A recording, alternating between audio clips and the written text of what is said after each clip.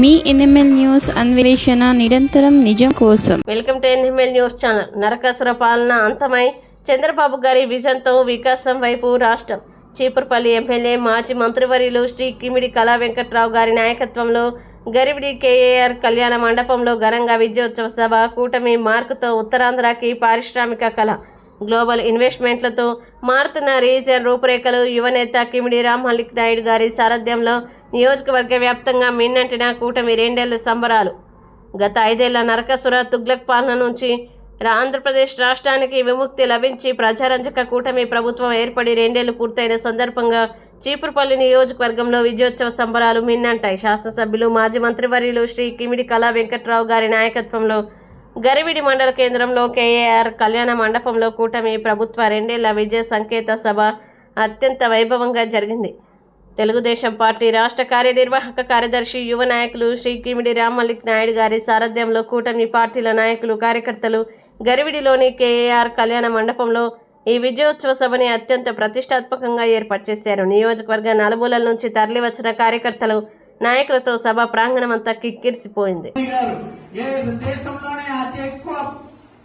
ప్రధానమంత్రిగా ఉంటూ దేశ భవిష్యత్తుకి అలాగే ఎప్పుడు కూడా మన దేశం వైపు అగ్రరాజ్యాలు చూసేవి కాదు. కానీ నరేంద్ర మోడీ గారు ప్రధానమంత్రి అయిన తర్వాత అగ్రరాజ్యాల వైపు భారతదేశం ఎప్పుడు చూస్తుందా అనడానికి అయిందని చెప్పి సభాముఖంగా తెలియజేసుకుంటున్నాను.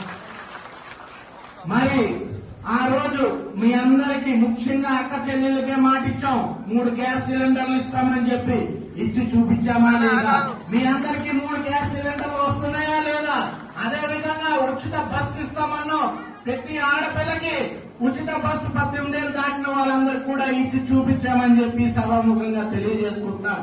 మనం ఇంకొకటి, రేపు సాయంకాలం 3 గంటలకి ఇదే వేదికలో రైతు భరోసా ఏదైతే మీకు మాట ఇచ్చామో 20,000 రూపాయలు ఇస్తామని చెప్పి దాని మొదటి విడత 2వ సంవత్సరానికి రేపు పడబోతుందని చెప్పి సభాముఖంగా తెలియజేసుకుంటున్నాను. మత్స్యకార భరోసా వస్తుంది, రైతు భరోసా వస్తుంది, తల్లికి వందనం. ఎంతమంది పిల్లలు ఉంటే అంతమంది పిల్లలకి ఇచ్చి చూపించామా లేదా? ఎవరు మాట్లాడుతున్నారు మా గురించి? ఆ రోజు నువ్వేమో అమ్మఒడి ఎంతమంది పిల్లలు ఉంటే అంతమందికి ఇస్తానన్నావు, ఇచ్చావా? లేదు. ఒక్కరికి ఇచ్చావు, పోనీ అది కూడా 5 సంవత్సరాలు ఇచ్చావా? లేదు. కేవలం 4 సార్లు 3 సార్లు కొంతమందికి, 4 సార్లు కొంతమందికి ఇచ్చి దిగిపోయిన నువ్వు జగన్మోహన్ రెడ్డి గారు మీరు మా గురించి మాట్లాడతారా? మేము చెప్పాం, మొదటి సంవత్సరం ఎంతమంది ఉంటే అంతమందికి ఇచ్చాం. నువ్వు పెట్టిన ఆ ఆర్థిక భారాన్ని కూడా తట్టుకొని తల్లికి వందనం ఇవ్వగలుగుతున్నాము అని అంటే అది నారా చంద్రబాబు నాయుడు గారి విజన్ అని చెప్పి సభాముఖంగా తెలియజేసుకుంటున్నాను. అదే విధంగా మరి ఉద్యోగాలు మాట ఇచ్చాం, 20 లక్షలు ఇస్తామని చెప్పి. ఎలా ఇస్తారు, ఏ విధంగా ఇస్తారని చెప్పి ప్రశ్నిస్తున్నారు. అయ్యా, 5 సంవత్సరాల్లో ఒక్క కంపెనీ, పెద్ద కంపెనీ అక్కర్లేదు, ఒక్క చిన్న కంపెనీ 10 కోట్లు పెట్టుబడి పెట్టిన కంపెనీ వచ్చిందని చెప్పి ఏ వైసీపీ నాయకుడైనా లేచి చెప్పగలరా అని చెప్పి ఈ రోజు అడుగుతున్నాం. మేము గుండెల మీద చేసి చెప్తున్నాం. మేము అధికారంలోకి వచ్చిన తర్వాత నారా లోకేష్ గారు ఐటీ శాఖ మంత్రి అయిన తర్వాత 30,000 కోట్లతో టీసీఎస్, కాగ్నిజెంట్ 2 పెద్ద ఐటీ కంపెనీలు రాష్ట్రానికి తేడానికి నారా లోకేష్ గారు మొదటడి వేశారు. కాగ్నిజెంట్ తయారైంది, నా ఇంటి పక్కనే దాని ఆఫీస్ మొత్తం రెడీ అవుతుంది. రెడీ అయిన తర్వాత 30,000 మందికి ఉద్యోగాలు వస్తాయి. ఇది మేము చెప్పిన మాట నిలబెట్టుకోవడం అంటే. అదే కాకుండా గూగుల్ అతి పెద్ద డేటా సెంటర్ 1,50,000 కోట్లు, రూపాయి 2 రూపాయలు కాదమ్మా, 1,50,000 కోట్లతో గూగుల్ డేటా సెంటర్ పెడుతుంది. 1,50,000 కోట్లు పెట్టుబడి రావాలి అని అంటే మొత్తం ఒక అంబానీ ఇండస్ట్రీ నడపాలి అంటే 1,00,000 కోట్లు. అలాంటి ఒక అంబానీ ఇండస్ట్రీ కంటే అతి పెద్ద సంస్థని ఈ రాష్ట్రానికి తీసుకొచ్చింది కూటమి ప్రభుత్వం, చంద్రబాబు నాయుడు గారు, నారా లోకేష్ గారు అని చెప్పి సభాముఖంగా తెలియజేసుకుంటున్నాను. బీజేపీ జిల్లా అధ్యక్షులు గారికి, అలాగే జనసేన శ్రీనాన్న గారికి, అలాగే కేటీఆర్ గారికి, పేర్లు చాలా ఉన్నాయి కానీ వేదిక ముందున్న అక్క చెల్లెళ్ళందరూ ఎప్పుడు వంటలు చేసుకోవాలని చెప్పి ఎదురు చూస్తున్నారు కాబట్టి మరి అన్ని పేర్లన్నీ చెప్పడానికి సమయం లేదు. దయచేసి అందుకు క్షమించమని చెప్పి అందరినీ కోరుకుంటూ ముఖ్యంగా మరి ఇక్కడికి వచ్చిన తల్లులకు, అక్కలకు, చెల్లెళ్ళందరికీ,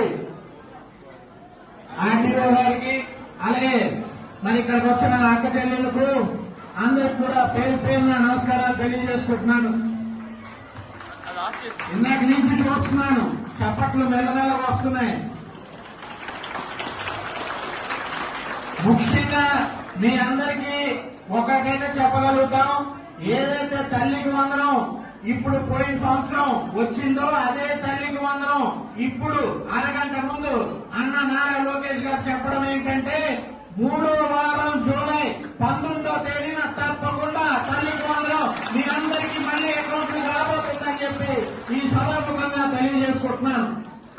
రెండోది, మరి గత కొన్ని రోజులుగా చీపురుపల్లిలో కావచ్చు, రాష్ట్ర వ్యాప్తంగా కావచ్చు, ఒక చర్చ నడుస్తుంది. మెగా డిఎస్సి ఎక్కడ చూస్తున్నా మెగా డిఎస్సి గురించి మాట్లాడుతున్నారు. వైసీపీ నాయకులకు కావచ్చు, సత్యబాబు గారికి కావచ్చు, లేదా జగన్మోహన్ రెడ్డి గారికి కావచ్చు, సూటి ప్రశ్న ఒకటే, మీరు 2019లో మాట ఇచ్చారా లేదా మెగా డిఎస్సి పెడతామని? మెగా డిఎస్సి పెడతామని చెప్పి 5 సంవత్సరాల్లో చేత కాకుండా మెగా డిఎస్సి పెట్టకుండా గద్దె దిగిపోయిన మీరు ఈ రోజు మమ్మల్ని ఎవరైతే మాట ఇచ్చామో తొలి సంతకం చంద్రబాబు నాయుడు గారు మెగా డిఎస్సి మీద పెడితే 15 నెలల్లో మెగా డిఎస్సి పూర్తి చేసి చూపించిన దమ్ము ధైర్యం ఉన్న నాయకుడు నారా లోకేష్ గారు అని చెప్పి ఈ సభాముఖంగా తెలియజేసుకుంటున్నాను. ఆయనకి దగ్గరుండి చూసుకోండి కాబట్టి చెప్తున్నాను. వందలాది కేసులు పెట్టారు, వందలాది కేసులు. ఆయన దగ్గరికే కాదు, నాకు కనీసం వందల్లో ఫోన్లు వచ్చుంటాయి. మెగా డిఎస్సి రేపు పెట్టకండి, మెగా డిఎస్సి డేట్ మార్చేయండి, మెగా డిఎస్సి అది చేయండి, మెగా డిఎస్సి ఇది చేయండి అని చెప్పి. కానీ ఎక్కడ కూడా ఒక్క మార్గదర్శి కూడా తప్పు పోకుండా మెగా డిఎస్సి దేశంలోనే అత్యుత్తంగా పెట్టి 16,350 మంది టీచర్లకు ఒకేసారి పోస్ట్ ఇచ్చిన ఘనత ఆంధ్రప్రదేశ్ ని, చంద్రబాబు నాయుడు గారిని, కూటమి ప్రభుత్వాన్ని, నారా లోకేష్ గారిని అని చెప్పి సభాముఖంగా తెలియజేసుకుంటున్నాను.